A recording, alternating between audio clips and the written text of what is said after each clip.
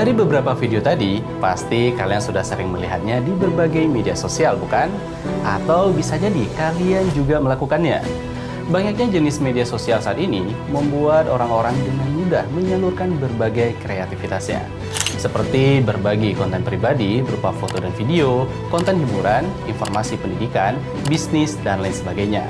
Namun saat ini, media sosial tidak hanya menyuguhkan hal-hal tersebut, melainkan juga sebagai tempat mencari cuan. Seperti melakukan live streaming dengan konsep menjual bermacam-macam barang. Namun, akhir-akhir ini, ternyata konten live streaming tidak hanya untuk berjualan, tetapi banyak juga bermunculan live streaming berisi aktivitas yang tidak bermanfaat. Seperti mandi lumpur, makan porsi banyak, dan joget-joget random demi mendapatkan gift atau hadiah yang dapat dicairkan menjadi uang tunai. Hasil yang mereka dapatkan pun tidak sedikit, mulai dari bisa membangun rumah hingga mampu membeli kendaraan mewah. Kondisi tersebut membuat banyak orang memilih profesi ini untuk menghasilkan banyak uang tanpa usaha keras. Kalau dipikir-pikir, sebenarnya orang-orang ini kurang cocok untuk disebut sebagai konten kreator ya. Banyak juga yang menyebutnya sebagai pengemis online. Bagaimana fenomena ini bisa mewabah di Indonesia ya Sobat Adsense? Wah, semakin seru nih pembahasannya. Yuk upgrade pengetahuanmu di Edno, Adsense Knowledge.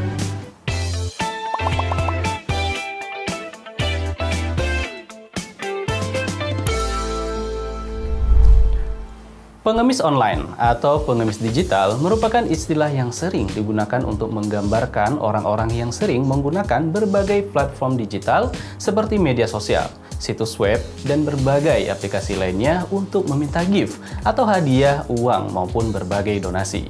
Dalam prakteknya, aktivitas mereka ini ada yang murni karena memang membutuhkan, namun banyak juga yang manipulatif. Mereka terkadang memanfaatkan empati orang lain dengan cara yang tidak jujur atau tidak transparan. Banyak contoh dan masalah yang pernah terjadi terkait dengan fenomena pengemis online ini. Misalnya, kalau kita lihat di berbagai media sosial seperti Instagram, Facebook, TikTok, dan Twitter, banyak dari mereka memposting cerita atau foto yang dapat menarik emosi orang lain. Seperti memposting kesulitan hidupnya, kecelakaan yang pernah dialami, dan berbagai masalah pribadi lainnya yang dramatis dengan tujuan untuk mengais simpati sehingga diberikan donasi oleh para pengikutnya. Selain itu, banyak juga yang melakukannya dengan memanfaatkan kepercayaan sosial. Sebagai contoh nih, mereka menyebutkan nama-nama tokoh terkenal atau menggunakan selebritas sebagai jaminan untuk mendapatkan kepercayaan tersebut. Bahkan terkadang mereka membuat beberapa akun palsu dan memberikan testimoni palsu yang seakan-akan suatu keadaan benar-benar terjadi. Membuat cerita dan kesaksian palsu dengan tujuan untuk meyakinkan orang-orang agar memberikannya uang. Ada juga nih yang melakukannya secara tidak langsung, tetapi dengan menciptakan situs-situs atau badan amal palsu yang berkedok mencari sumbangan untuk bantuan fakir miskin, korban bencana alam, biaya pengobatan orang-orang kurang mampu, dan lain sebagainya. Padahal dana donasi yang terkumpul itu bisa jadi malah disalahgunakan, bahkan masuk ke kantong pribadi. Oke Sobat Adsense, berbicara tentang pengemis online, kakak jadi teringat nih dengan aksi live TikTok masyarakat Kampung Babakan Baru, Kabupaten Sukabumi yang terkenal dan viral dengan joget skateboard. Uniknya, kegiatan tersebut tidak dilakukan oleh satu orang saja loh, melainkan hampir semua warga kampung setempat mengikuti goyangan dari joget skateboard itu. Mereka beramai-ramai ikut live untuk memperoleh pemasukan tambahan. Penghasilan dari joget skateboard itu juga cukup menjanjikan, bahkan bisa mencapai ratusan ribu hingga jutaan rupiah dalam sehari. Wah, fantastis banget kan? Sebenarnya fenomena live TikTok untuk mendapatkan gift dari orang lain sudah lama terjadi ya. Pasti dulu kalian sering melihat orang-orang yang suka mandi lumpur berjam-jam yang dilakukan oleh anak-anak remaja hingga lansia. Goyang-goyang di jalanan, makan makanan aneh, berendam dengan air kotor, dan lain sebagainya. Yang sebenarnya itu semua tidak memberikan kontribusi yang positif bagi para penonton.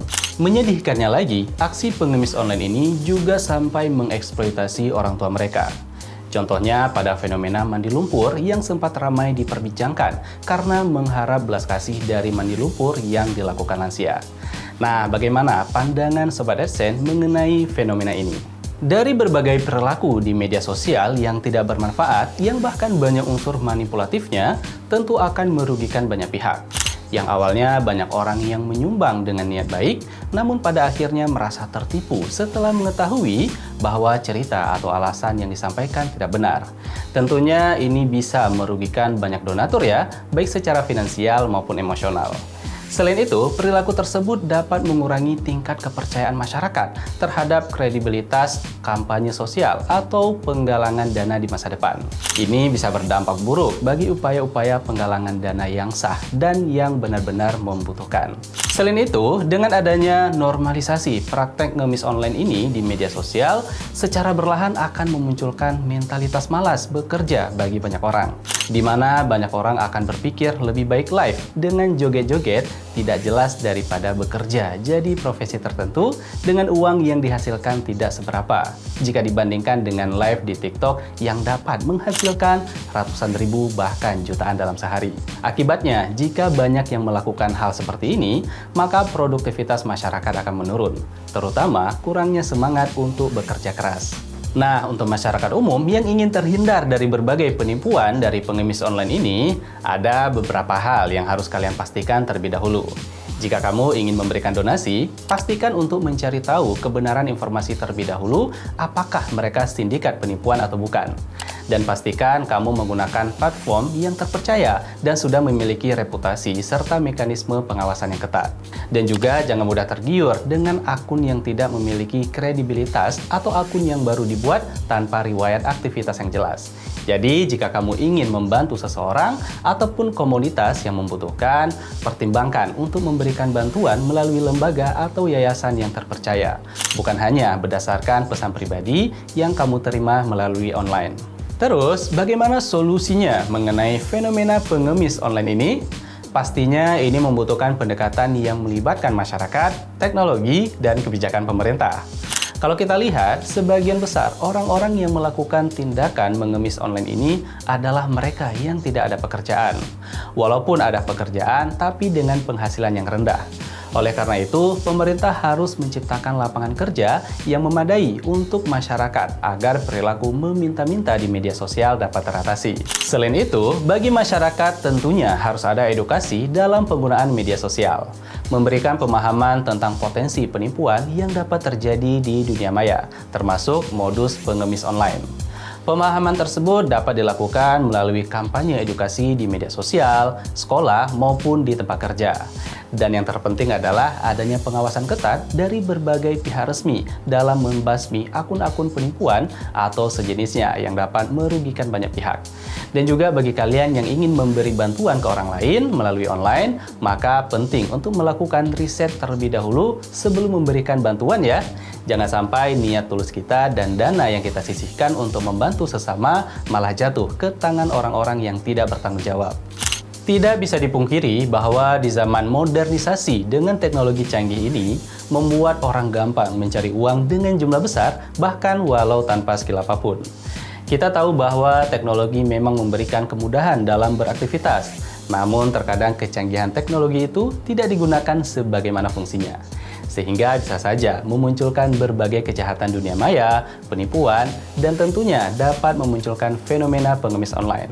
Jadi selalu berhati-hati ya Sobat Desen. Gimana? Seru banget kan pembahasannya? Jangan lupa untuk follow semua akun media sosial @sen.id untuk melihat materi menarik lainnya, seperti pembahasan soal, informasi seputar kampus, maupun fenomena sehari-hari. Sampai jumpa, salam pintar!